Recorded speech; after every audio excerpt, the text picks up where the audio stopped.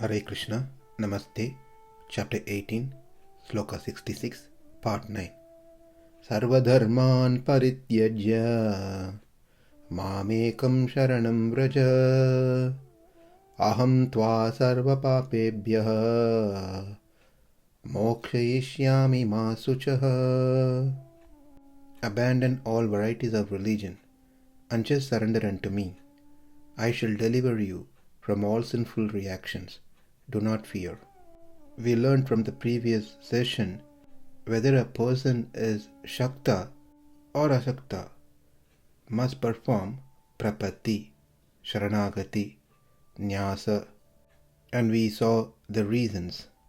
We did that in the previous session because the first two explanations were based on anga prapatti, that is, keeping śaraṇagati as anga and bhakti as moksha upaya.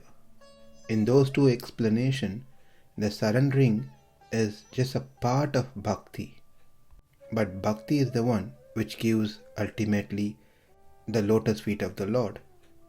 What we need to see as a third explanation is to keep bhakti as an anga of prapatti, which means that prapatti, which is called by various names, śaraṇagati, nyasa, is the one which gives the lotus feet of the Lord, whereas bhakti is part of prapatti.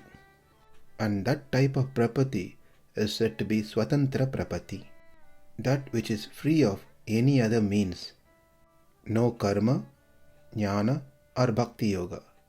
The mean is the Lord Himself. There is no role for bhakti yoga as an means, upaya, since it directly gives moksha without expecting anything else. It is known as swatantra prapatti. To understand the explanation of the swatantra prapatti aspect, we have to start again from the 62nd sloka. Over there, Krishna said, Tameva śaraṇaṁ gaccha, sarva-bhāvena bharata. O descendant of Bharata, seek refuge only in me, Vasudeva. I dwell in everyone's heart. By my grace, you will get freed from the bondage of karma and attain the highest abode. After hearing this, Arjuna should have immediately told in the next sloka, Karishya vachanam tava, I accept whatever you say. But he didn't. This made Krishna to think that Arjuna is still in the pravritti marga. He didn't want to take up the swatantra prapatti. By birth, Arjuna was a Kshatriya, therefore dominated by Rajoguna. Krishna wanted Arjuna to become Sattvika by mind, but Arjuna was not yet ready for that. He still had that swatantriya abhimana, the independent nature, which made Arjuna to think that this śaraṇagati is to not take any action from my side, not to be dependent on any of the other means, but fully depend on Krishna. This doesn't sound attractive to me. Why should I be depending on someone else when I am capable? Understanding Krishna's mind, then Krishna in 65th sloka instructed Arjuna to do bhakti yoga. Manmana bhavamat bhaktaha madhyaji mam namaskuru. In the 62nd sloka, Krishna told swatantra prapatti, which was not effective in case of Arjuna. Therefore, in 65th sloka, Krishna instructed again bhakti yoga, which is swatantra, meaning can be performed independently by one's own ability. And that bhakti yoga will get moksha to Arjuna. When Krishna said this one, Arjuna had a fear that how will he do bhakti yoga as he has unlimited karmas and they are going to be a big block in front of bhakti yoga to start. Krishna said, do anga prapatti, surrender unto me, seeking help to remove your karmas and I will remove them, so you can get started with your bhakti yoga. This is how we have seen the flow so far. And this is part of Anga Prapatti. What we need to see now is Swatantra Prapatti. For that, let's again rewind to the 62nd sloka. Tameva charanam gaccha sarva-bhavena bharata. Krishna instructed Swatantra Prapatti over there.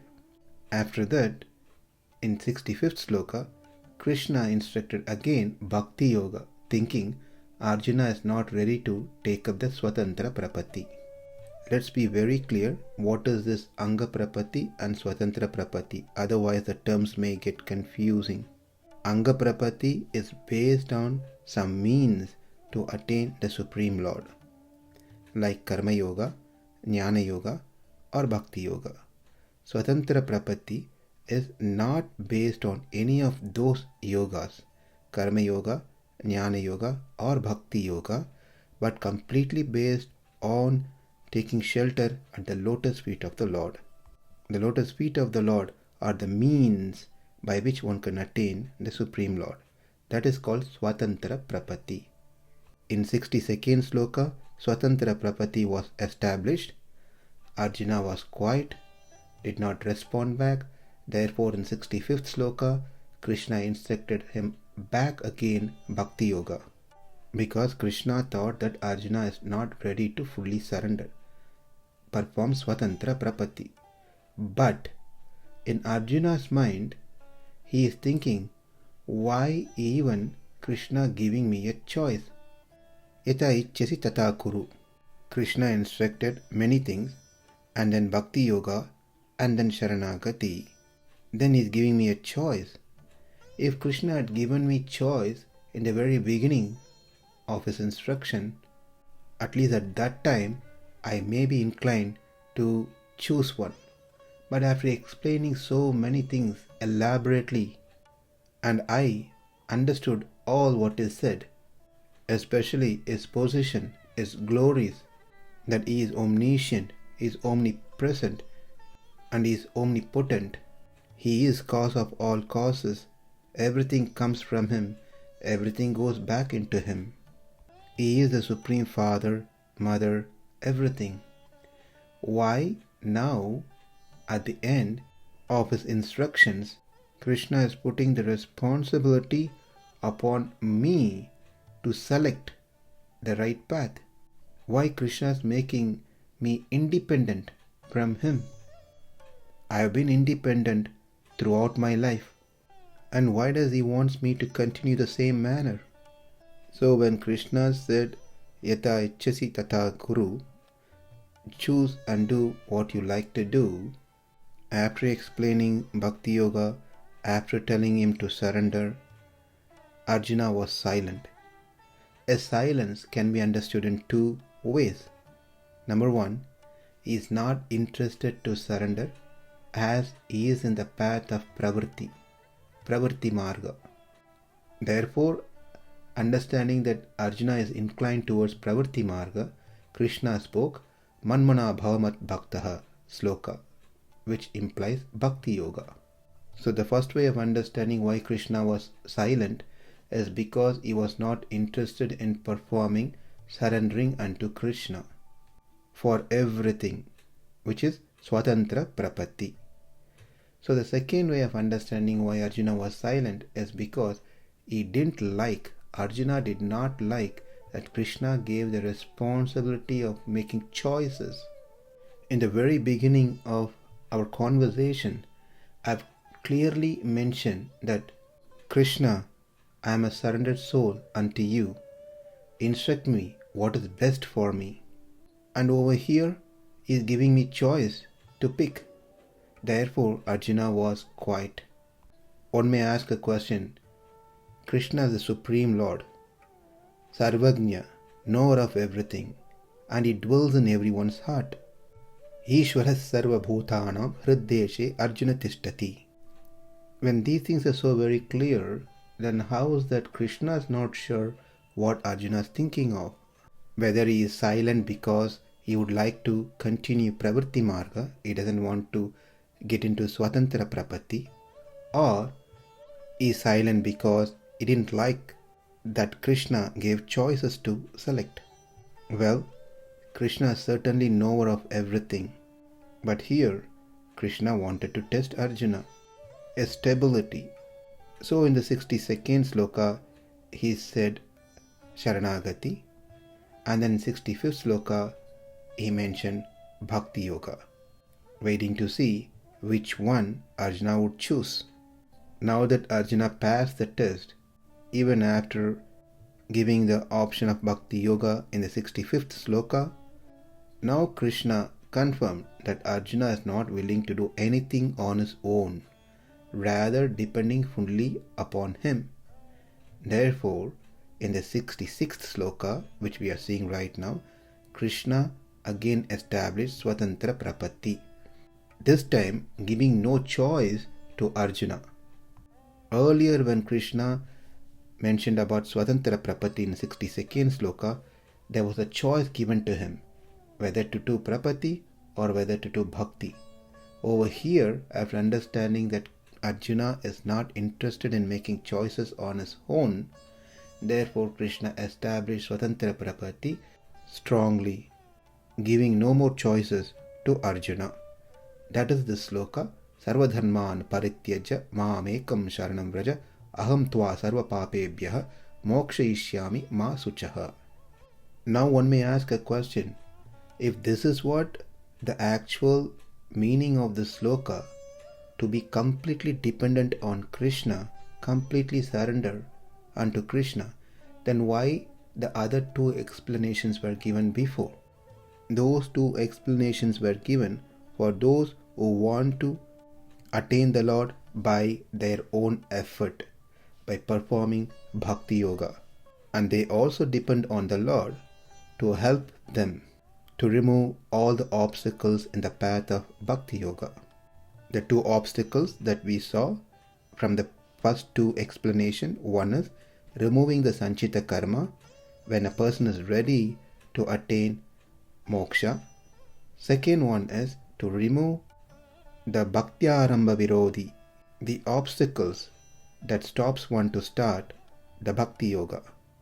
That is why Anga Prapatti was explained in the first two explanations. But for those who are very confidential devotees, Swatantra Prapatti is been established. And it is nice to have these different explanations, because those who are not ready to fully surrender unto the Lord can take the path of Anga Prapatti. Those who are ready to fully surrender unto the Lord can take the path of Swatantra Prapatti. Why this Charma Sloka was not told in the very beginning of Bhagavad Gita? Why Krishna has to wait until the end of 18th chapter? It is simply to create fear in the heart of Arjuna, to understand that he has to be completely dependent on Krishna, not on any other sources or means, because other means has its problems. They are not easy path. With this understanding, now let's see the sloka, sarva-dharmān parityajya. Here, literally it means give up everything that's been said so far, karma, jnana, bhakti. Those who are in the path of bhakti kindly do not get offended, because what Krishna is trying to say here is about the Bhakti Yoga, which has 32 different ways to perform. But otherwise, Bhakti should be there even in Karma Yoga, even in Jnana Yoga, and of course in Bhakti Yoga for sure. So here, sarva-dharmān parityajya, meaning give up Karma Yoga, Jnana Yoga and Bhakti Yoga. Dharmān is plural, dharma is singular. Dharmān is being used here because there are more than one means to attain moksha. By Karma Yoga, which leads to Bhakti Yoga, and Bhakti Yoga gives moksha, or Karma Yoga leads to Jnana Yoga, and Jnana Yoga leads to Bhakti Yoga, and Bhakti Yoga gives moksha. And the prefix sarva is been used before dharman, which makes it all kinds of different means. Bhakti Yoga within it has many angas. All those things has to be given up. Mam ekaṁ śaraṇaṁ vraja. Simply take refuge in me alone. Let me be the upaya, means to attain moksha. Well, didn't we see the same thing in the other explanation as well? Over there also Krishna said, you surrender unto me. Yes, but there is some difference. Over there, surrender to me to remove the sanchita karma so one can attain moksha. And the second explanation was surrender to me so that I can remove the obstacles to start the Bhakti Yoga. Here, surrender unto me results in removing both sanchita karma and prarabdha karma.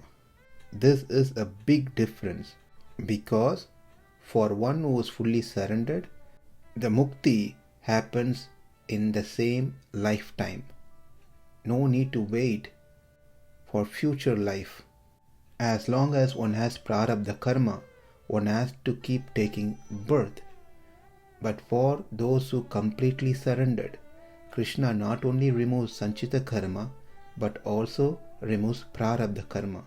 Once the prarabdha karma is removed, that means no more birth. But this is not the case with Bhakti Yoga Nishtha. Their prarabdha karma is not finished in the same life. He has to complete his prarabdha karma by taking many lives, and at the end of his very last life, where his prarabdha karma is getting over, at that point of time, the Lord also removes his sanchita karma and gives moksha.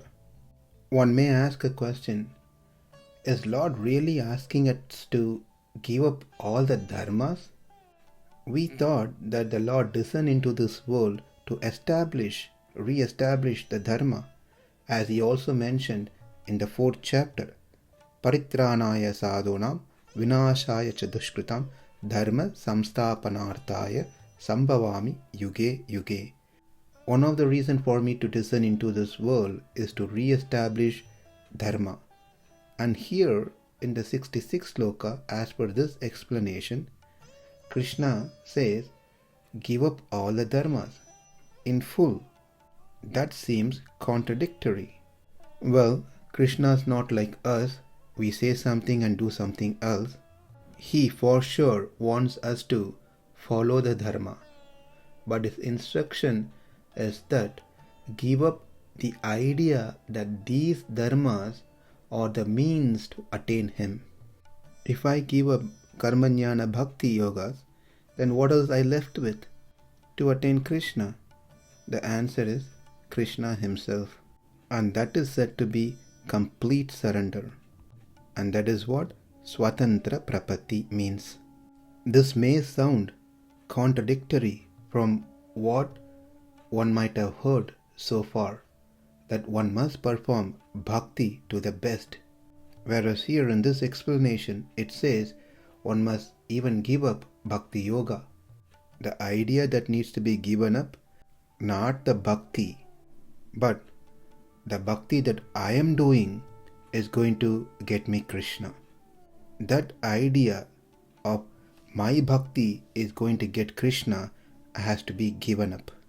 Even a fully surrendered soul must perform bhakti, but he is not dependent on his bhakti to attain the Supreme Lord. Such person is said to be surrendered souls. Such person is in the path of Sharanagati. We hope this is clear, that this is not a contradiction. Now that we understood what is the third explanation on the first line, sarva-dharmān parityajya, we need to understand what it means when Krishna says ma śucaḥ. What is bothering Arjuna in this context that Krishna says do not worry? let's understand that in our next session. Thank you. Hare Krishna.